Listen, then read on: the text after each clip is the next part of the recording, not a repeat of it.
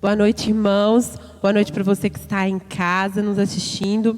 Nós vamos dar início ao nosso culto. Eu quero te convidar para fazer uma oração nessa noite.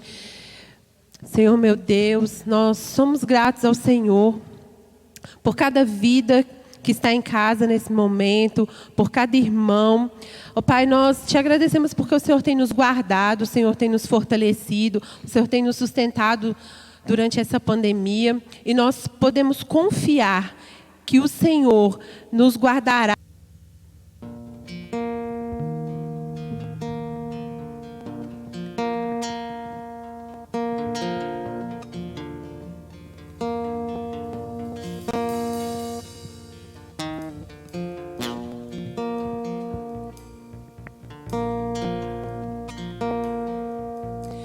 Fui convidado à mesa, larguei minhas defesas e vim reconhecer, não mereci estar aqui. Comigo trouxe amigos,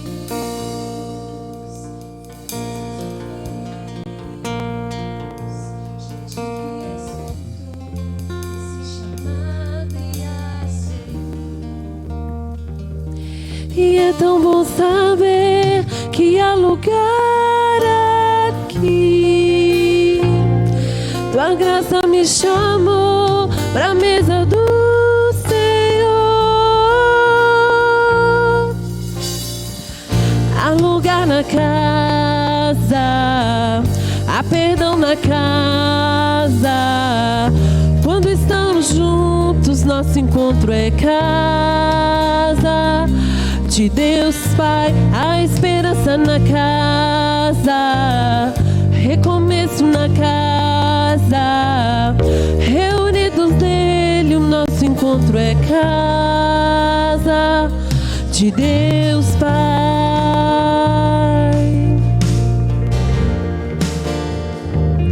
Ao som da sua palavra, curou as nossas almas. O Verbo nos amou, da solidão nos resgatou. E é tão bom saber que há lugar aqui. A graça nos chamou pra mesa do Senhor. Há lugar na casa, há perdão na casa. Quando estamos juntos, nosso encontro é casa de Deus Pai, a esperança na casa, recomeço na casa, reunidos nele, o nosso encontro é casa de Deus Pai,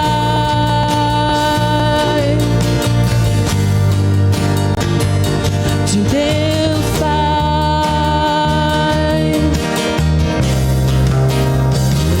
de Deus Pai,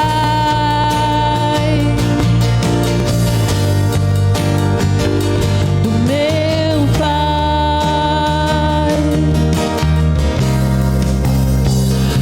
do teu Pai, do nosso Pai.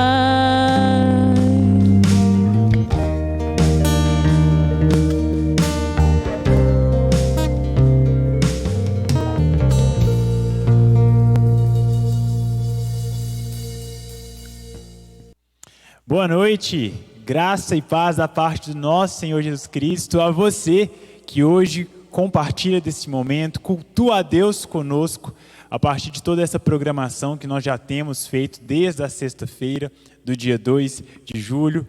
Nós, no primeiro dia, na sexta-feira, você que não estava presente, mas tem a oportunidade de ver, está tudo salvo no YouTube. No dia 2 nós começamos falando sobre esse novo projeto aqui da nossa juventude, falando sobre identidade. A nossa irmã Sâmara trouxe essa mensagem para todos que aqui estavam, abordando essa temática da identidade. No sábado, dia 3, durante a noite, eu estive aqui falando sobre o porquê desse nome, o porquê de trazermos esse novo projeto, baseando ali em alguns princípios bíblicos. No domingo pela manhã, hoje pela manhã, o Samuel nos abençoou trazendo-lhe alguns aspectos da casa. E hoje pela noite, nós vamos finalizar esse tópico falando acerca do como executar tudo isso. Obviamente, esse como ele diz respeito à observância de princípios bíblicos, para que assim a gente possa se firmar e não estarmos desalinhados com o que Deus deseja para a nossa juventude, para a nossa igreja. Então eu gostaria que você se atentasse a cada detalhe aqui trazido, a cada ponto, e a nossa oração, o nosso desejo é que essa mensagem ela chegue ao seu coração, ela possa falar ao seu coração, gerar não apenas informação, mas também transformação. Vamos lá? Eu convido você então a abrir a sua Bíblia no livro de Zacarias, capítulo 4. Profeta Zacarias, capítulo 4. Nós vamos ler até o versículo 10. Zacarias, capítulo 4, versículo 1 até o versículo 10.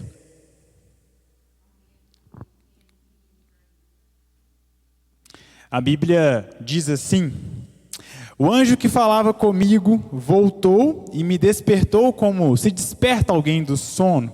Ele me perguntou: o que você está vendo?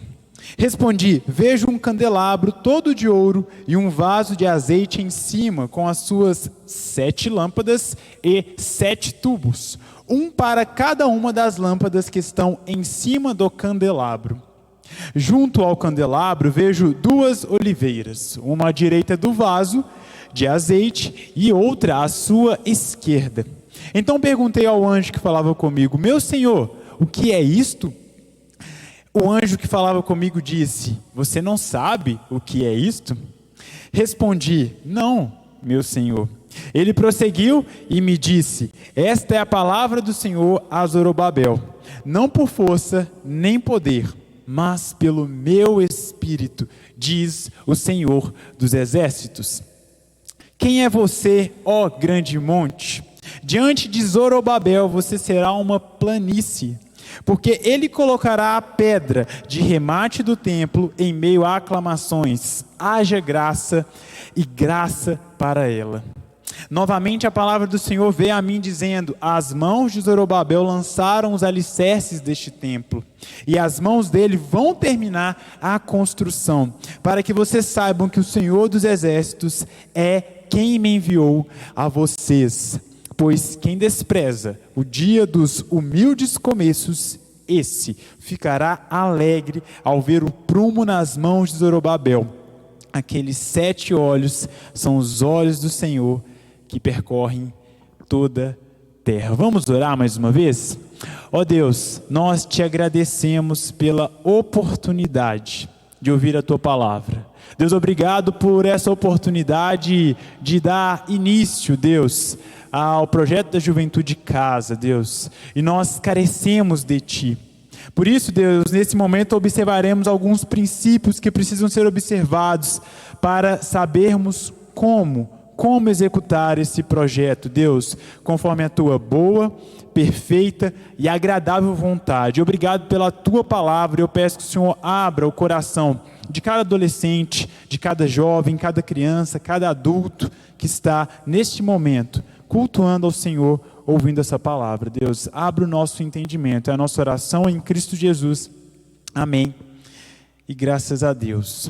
Bom, nós estamos no livro do profeta Zacarias, e especialmente aqui no capítulo 4, nós temos alguns princípios que nos ensinam muitas coisas. Mas ora, por que escolher o livro de Zacarias para trazer essa explicação do como a execução do projeto, observando os princípios bíblicos?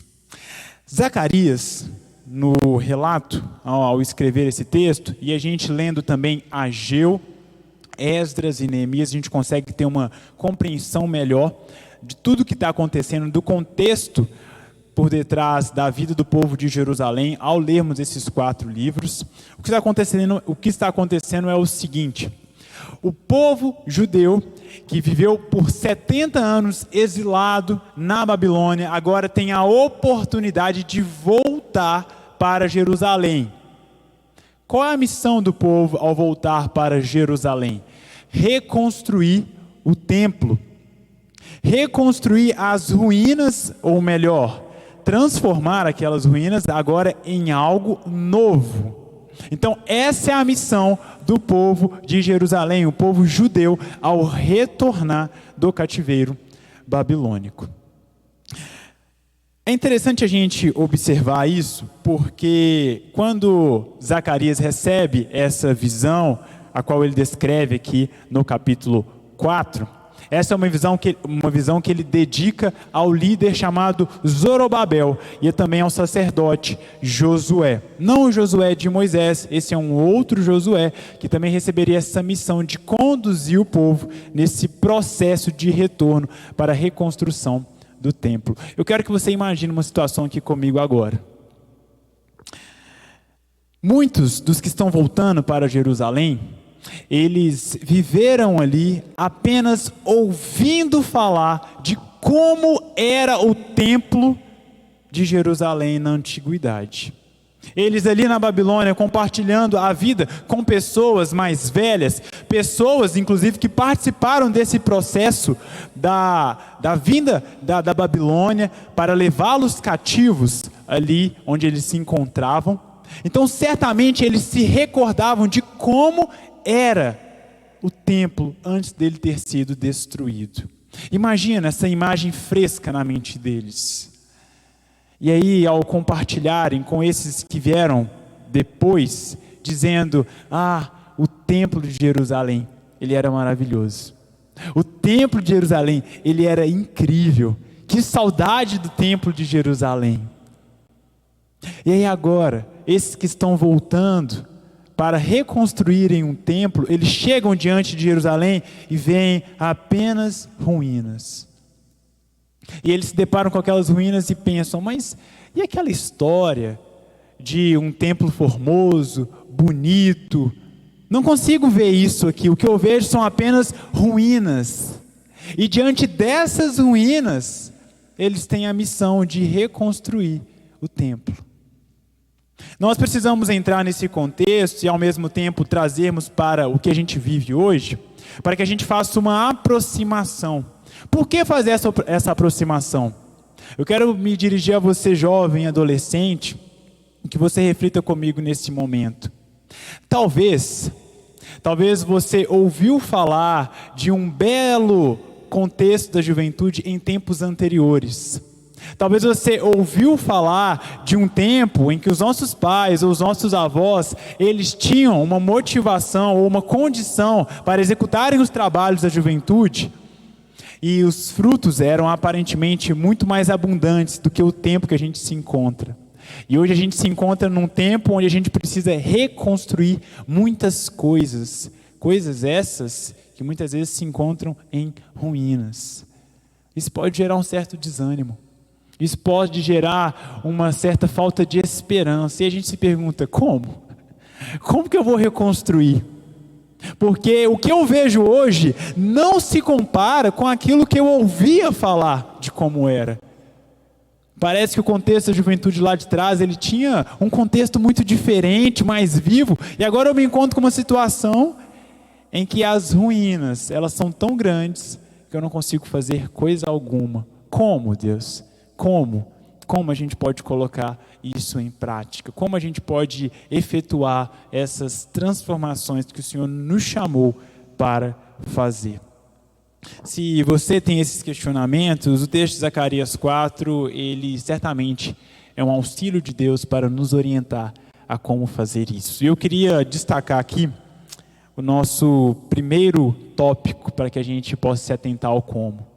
O primeiro ponto é: nós construiremos o projeto Juventude Casa, tomando cuidado com as comparações. Esse é o primeiro tópico. Veja bem, eu não estou dizendo que não possamos comparar, mas que isso não pode ser feito de qualquer maneira.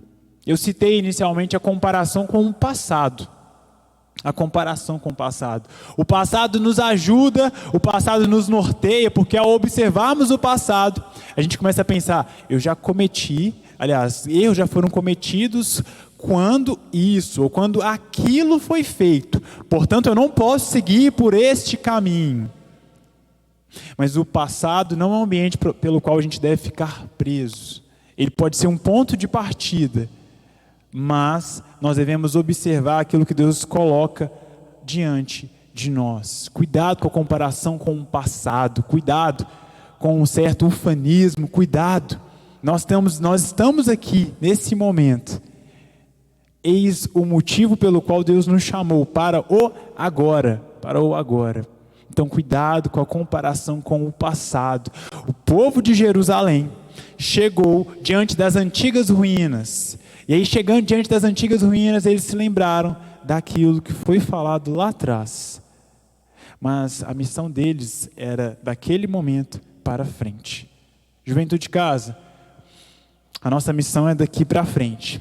Nós vamos aprender com o passado, muitas coisas, mas precisamos tomar cuidado com a comparação que nos aprisiona, que nos impede de prosseguir. Mas há um outro tipo de comparação que eu quero chamar a sua atenção, e a comparação já no tempo presente, é a comparação com o lado. Talvez a gente olhe para o lado, para outras realidades, e isso, ao invés de nos motivar, acaba nos prejudicando, não tanto por conta das outras pessoas, mas pela motivação do nosso coração. Há um autor chamado Simon Sinek, e ele escreve um livro chamado Jogos Infinitos. E nesse livro ele fala uma coisa muito interessante. Ele diz assim que você nunca chegará à perfeição, mas morrerá tentando. Sua causa é melhorar e não ser melhor que o seu próximo. Preste atenção, sua causa é melhorar e não necessariamente ser melhor que o seu próximo. Veja bem que isso se aplica a qualquer cenário, ao cenário de casamento. Ao olhar para um casamento que não seja o seu, um outro casamento, a sua intenção é melhorar, não necessariamente querer ser melhor que aquele outro casal. Isso vale para o namoro, isso vale para o trabalho. Você, ao olhar uma pessoa, um profissional da mesma área que a sua, a nossa intenção não deve ser o ser melhor do que ele. Nossa intenção é ser melhor. Nós temos que procurar a excelência. Porque se a nossa busca é sempre querer ser melhor que o nosso próximo, isso no final das contas pode estar escondendo um certo orgulho. Para a honra e glória de Deus, nós não somos a única juventude do bairro Eldorado, da cidade de Contagem, do estado de Minas Gerais, do Brasil e do mundo. E eu falo isso para a honra e glória de Deus, porque o trabalho, ele é gigante. Há muitas coisas a serem feitas, então ainda bem que há outras juventudes também trabalhando, também servindo. O que nós fazemos diante disso? Nós aprendemos com eles. Ao olharmos para outras realidades, nós precisamos aprender com eles. Aprender com eles. Não para um desejo orgulhoso de sermos melhores. Ou talvez a gente nem aprenda com eles, nem olhe para o lado, naquele medo de pensar, nossa, eles são tão bons, que eu não quero fazer mais nada. Eles são tão bons que eu estou perdendo a minha motivação. Não, isso também é um orgulho escondido. Nós podemos olhar para o próximo e aprender com ele. Se ele tem feito algo melhor, a pergunta deve ser, como eu posso aprender com ele? Às vezes a gente parte do ponto de, o que eu posso fazer? Ao invés de perguntar, com quem eu posso aprender? Se podemos aprender, já que precisamos caminhar um ao lado do outro. Pense na construção da sua casa. O que trazemos de novo, o que você traz de novo para a sua casa, é algo que a gente aprende com outras casas. A gente olha para outras casas e a gente fala, olha, aquilo está bonito, a gente pode pintar nossa casa desse jeito. Olha, a pessoa decorou desse jeito, ou ela decorou daquela outra maneira. Vou aprender com ela. Cuidado com as comparações. Esse é o primeiro ponto. O segundo ponto aqui, relacionado ao como. Nós construiremos a juventude de casa, não dependendo da nossa própria força e poder. Não dependendo da nossa própria força e poder. Temos alguns elementos do texto que merecem nossa atenção. Eu quero destacar alguns deles para que vocês possam perceber. Veja bem, o candelabro de ouro. Logo no início, no versículo 2, a gente já tem a aparição do candelabro de ouro. Ora, o que significa o candelabro de ouro? Um candelabro de ouro, se nós pegarmos o Êxodo, o livro de Êxodo, isso fica mais claro para a gente. O candelabro de ouro, ele representa pureza, luz, ou seja, representando o próprio Deus. O texto continua dizendo alguns pontos muito interessantes. Ele fala assim, que esse candelabro tem 7 lâmpadas e 7 tubos. Então, um candelabro precisa das lâmpadas, do contrário, ele não poderá iluminar. Mas, para iluminar, ele precisa de um combustível, então ele precisa do azeite. Como esse azeite chega na lâmpada? Por meio dos tubos. Então, essas 7 lâmpadas são acompanhadas de 7 tubos que levam o azeite para que as lâmpadas fiquem acesas. Bom, 7 na Bíblia é um livro que sempre nos remete à plenitude, perfeição, algo que está completo. Ou seja, o candelabro, as lâmpadas e o azeite estão falando da presença divina. E aí talvez você esteja me perguntando, mas e aí? O que a gente faz a partir dessa informação? É interessante a gente observar que Zacarias, ele não entende o que o anjo está falando. E talvez você está se perguntando, mas o que isso tem a ver com o processo de transformação de uma realidade? E é interessante que Zacarias pergunta, no versículo 4, então perguntei ao anjo que falava comigo, meu Senhor, o que é isto? Zacarias não consegue compreender do que se tratava aquilo. E o anjo responde no versículo 5, você não sabe o que é isso? E aí o texto continua, e Zacarias é humilde ao falar, não, meu Senhor, eu não sei. E aí então o anjo dá a resposta daquele texto que é bem provável, o mais conhecido de nós, do livro de Zacarias. A partir do versículo 6, ele diz assim, esta é a palavra do Senhor a Zorobabel, não por força nem por poder, mas pelo meu espírito, diz o Senhor dos exércitos. Preste atenção que nenhum processo de construção, o como fazer isso, esse como não pode ser alinhado, ele não pode ser baseado na nossa força, na nossa violência, nas nossas estratégias. Provérbios já nos diz que o coração do homem faz planos, mas a resposta certa vem dos lábios do nosso Senhor. Não é pela força do pensamento positivo, não. Não é pela força do projeto mais bonito e organizado, embora isso seja muito importante. Não é pelo poder da violência, não é pelo poder financeiro, pelo poder de uma grande estrutura, pelo poder político, pelo poder das redes sociais. Sim, alguma dessas coisas certamente poderão ser instrumentos de Deus para fazer a obra dele, mas não podemos nos esquecer de que a força e o poder principal vem do nosso Deus. Cá entre nós, e aqui eu queria que você refletisse comigo. Difícil acreditar nisso em alguns momentos, não é verdade? Difícil acreditar que é pela força exclusiva do nosso Deus, especialmente quando algumas coisas parecem iguais há anos, e a gente pensa, Deus, o Senhor certamente nos abandonou aquela realidade. Então, que história é essa de que não é pela força, nem pela violência, mas pelo o seu Espírito? E, às vezes, os meios de Deus, eles parecem confusos, eles parecem atrasados, eles parecem já inapropriados. Mas o que a Bíblia nos ensina é que os meios de Deus, eles não são confusos, eles são diferentes e melhores. Eles são diferentes e melhores. Os pensamentos de Deus não são os nossos pensamentos. E o caminho dele, os sonhos dele, são mais altos do que os nossos caminhos, do que os nossos planos. E Deus escolhe meios diferentes. E assim ele escolherá se estivermos atentos para cuidar da nossa juventude, para cuidar da nossa igreja.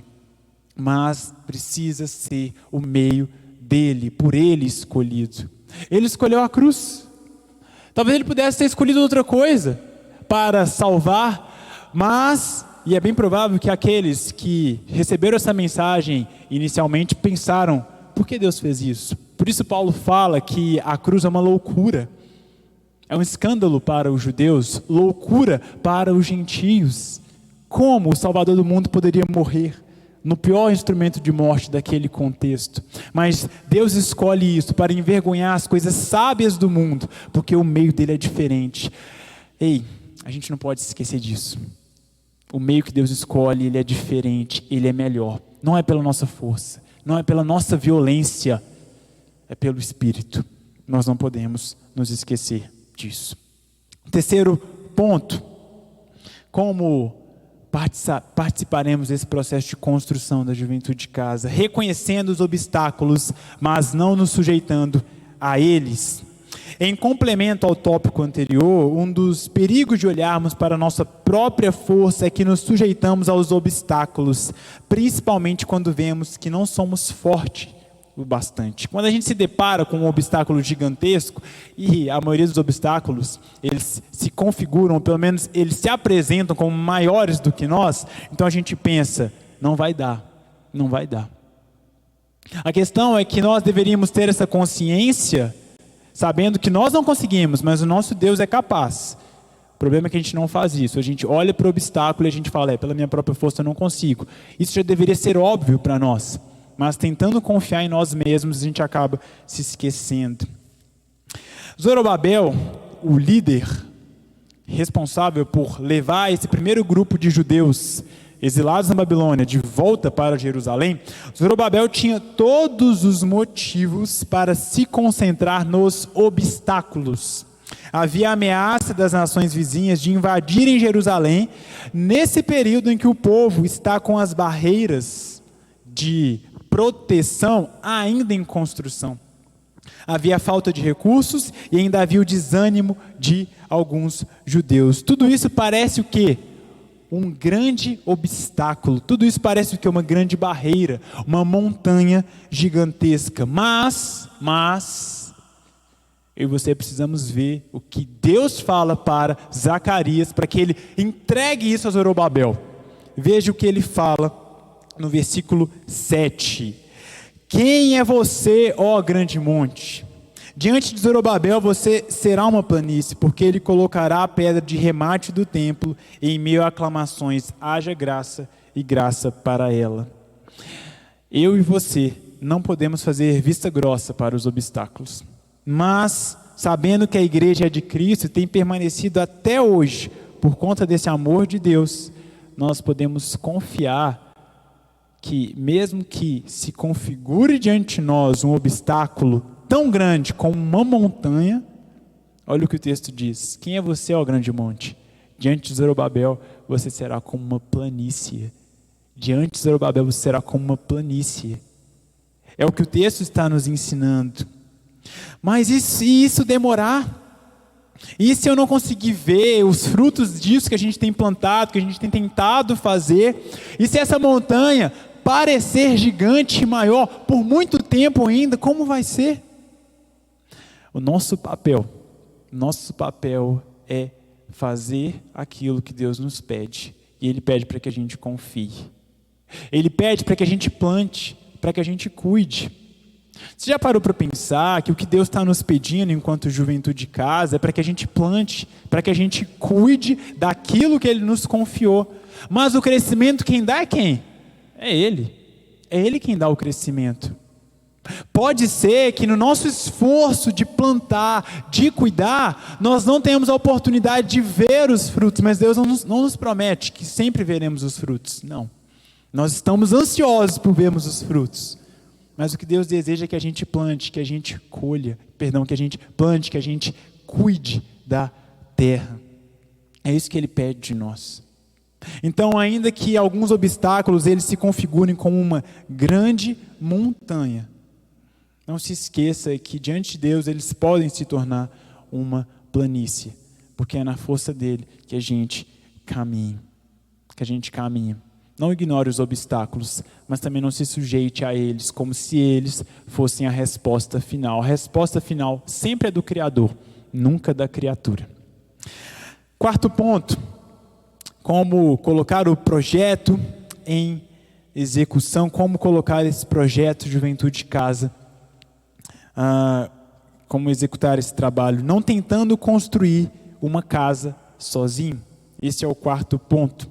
Novamente a palavra do Senhor veio a mim dizendo, versículo 8, as mãos de Zorobabel lançaram os alicerces deste templo, e as mãos dele vão terminar a construção, para que vocês saibam que o Senhor dos Exércitos é quem me enviou a vocês. Como eu já falei, Deus ele levanta Zorobabel como líder desse retorno do grupo de judeus para a reconstrução do templo ali na Babilônia, que estavam na Babilônia e agora indo para Jerusalém. Veja bem que Zorobabel, ele não faria o trabalho do povo, ele faria o trabalho com o povo.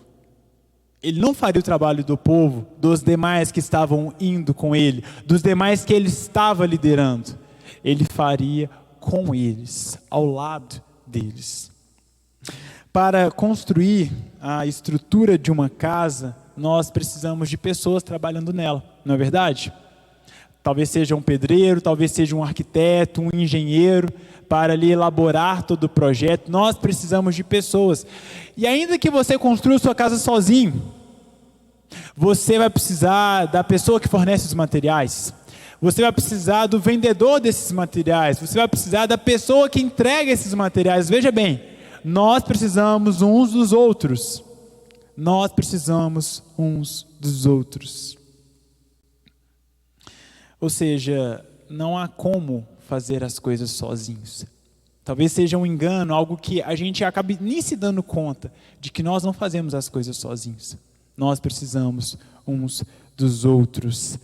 Se ninguém constrói uma casa sozinho, nós vamos precisar de ajuda. Você está disposto a assumir o risco de pedir ajuda? Para construir a Juventude Casa, a gente vai precisar de ajuda. Da ajuda de todo mundo.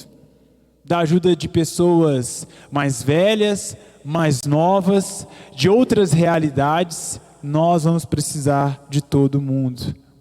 Você está disposto a assumir o risco de pedir ajuda? Por que assumir o risco? Ora, é um risco quando a gente pede ajuda. Você pode acabar ouvindo aquilo que você não queria ouvir. Você pode acabar se deparando com coisas que você não estava preparado para se deparar.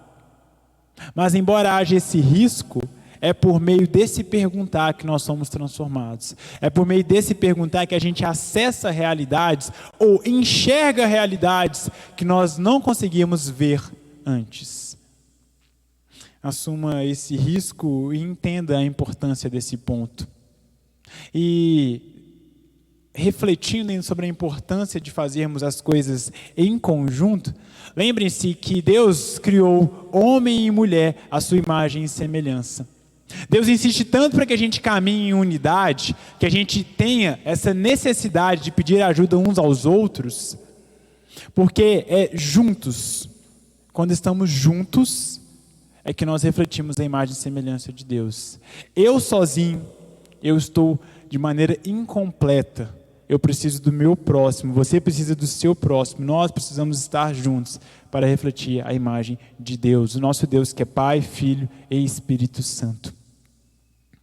Eis então a importância de caminharmos juntos, entendendo que não há como construir uma casa, não há como construir uma casa sozinho. Eis então o último ponto para essa reflexão que aqui trazemos. Não despreze os pequenos começos. Nunca despreze os pequenos começos. Veja o que a Bíblia diz no versículo 10 de Zacarias 4. Pois quem despreza o dia dos humildes começos, esse ficará alegre ao ver o prumo nas mãos de Zorobabel. Aqueles 7 olhos são os olhos do Senhor, que percorrem toda a terra.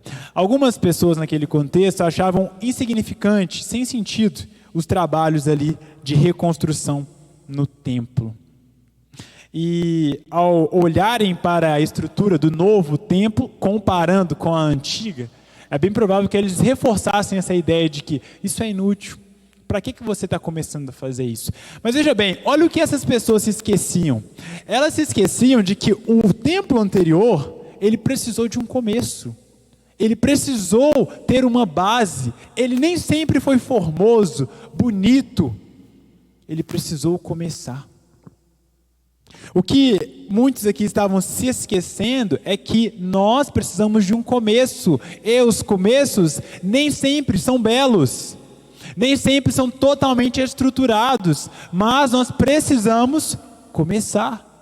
Não despreze os começos. Nós vivemos um contexto muito delicado. E as redes sociais, elas intensificam um pouco as dificuldades que a gente enfrenta nisso. As redes sociais, elas têm a capacidade de mostrar o que queremos expor de nossas vidas. Ela nos permite fazer isso. E, obviamente, nossa tendência é sempre mostrar o que é melhor, o mínimo de imperfeições possíveis. Qual que é o problema disso? O problema é que, sem perceber, acabamos acreditando que por detrás de bons resultados, não houve um intenso trabalho, não houveram falhas, não houve dificuldades. Então a gente começa a pensar isso, porque a gente sempre vê o resultado final, e a gente se esquece de tudo que estava ali antes, nos lembrando, inclusive, de que houve a necessidade de um começo, e que esse começo pode não ter sido dos melhores, mas foi um começo. Deus valoriza os começos. Algumas coisas ficam boas de forma rápida, outras não. Mas é preciso começar. Você está disposto a começar? E se necessário recomeçar? Mas se eu tiver que recomeçar, eu vou ter que começar a partir de coisas pequenas, refazendo a estrutura? Sim, Deus pede para que a gente se atente aos pequenos começos e não desprezá-los. Deus valoriza cada uma dessas coisas. Lembre-se sempre disso. No Senhor, nosso trabalho nunca é em vão. Como colocar em ação o projeto Juventude Casa? Eu quis aqui apresentar pontos bíblicos para que a gente pudesse refletir, sabendo que Deus nos norteará também em outros princípios que nos guiarão para colocar tudo isso conforme a boa, perfeita e agradável vontade dEle. Nós não temos uma receita, nós temos essas orientações. Precisamos tomar cuidado com as comparações, não dependermos da nossa própria força e poder, reconhecer os obstáculos, mas não nos sujeitarmos a eles, não tentarmos construir nada sozinhos, que dirá uma casa, e não desprezar pequenos começos, não desprezar pequenos começos. Nós só estamos começando, como a gente falou na sexta-feira. Esse é um dia muito especial, esse final de semana ele é muito especial, mas ele é o pontapé de algo que está para acontecer. E nós contamos com você, nós contamos com a sua ajuda, para que a gente possa fazer desse momento, fazer de tudo isso que tem acontecido, um despertar para a nossa igreja, um despertar para a nossa juventude, para que esse bairro, ele possa conhecer essa igreja. E aquilo que ainda nós temos deixado de fazer, que a gente se atente para que a gente possa fazer, para que o reino das trevas não prevaleça em outros ambientes. Vamos orar? Ó Deus, nós te agradecemos pela oportunidade que o Senhor nos dá de ouvirmos a Tua palavra, de aprendermos princípios, Deus, que o Senhor nos traz. Ó Deus, nos ajude para que essa palavra, Deus, ela nos transforme, Deus. Ó Deus, muitas vezes a gente faz a pergunta como, e a gente acaba olhando para outros princípios, quando o fazer a pergunta como, deve nos levar, Deus, a procurar entender qual é o Teu querer, a como nos alinharmos mais à Tua vontade. Então nós te pedimos, Deus, nos faça estar mais alinhados ao Teu querer, Deus, como podemos Te servir mais e melhor, através da Juventude Casa, através da primeira Igreja Batista do Bairro Dourado e cada um dos seus ministérios. Deus, por favor, nos ajude a fazer a pergunta certa e também ter a resposta, Deus, correta, a resposta que vem dos seus lábios, Deus, não dos nossos. Ó Deus, que o Senhor nos guie, Pai, e diante de todos os próximos passos a serem dados, Deus, se esse é o pontapé inicial, nós queremos começar contigo e darmos continuidade com o Senhor também, Deus, porque sem o Senhor nada podemos fazer. Obrigado, Pai, que o Senhor receba essa oração em nome de Jesus. Amém.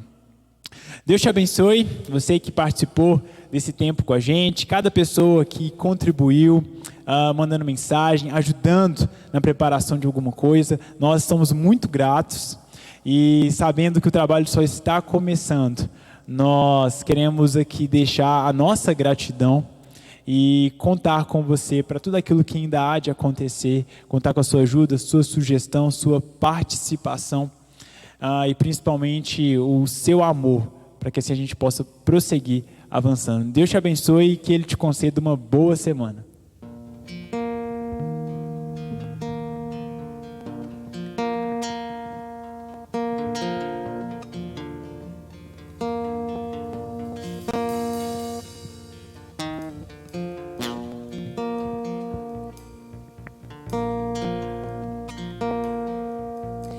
Fui convidado à mesa, larguei minhas defesas e vim reconhecer, não mereci estar aqui. Comigo trouxe amigos,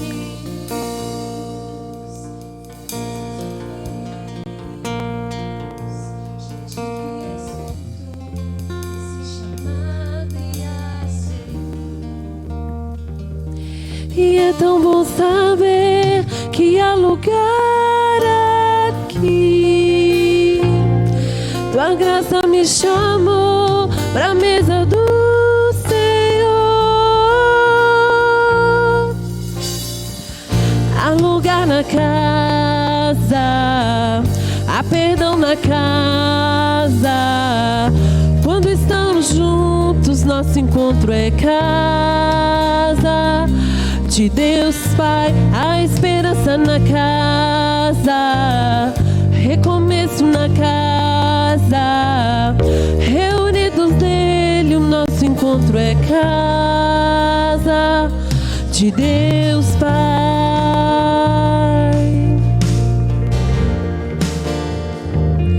Ao som da sua palavra, curou as nossas almas.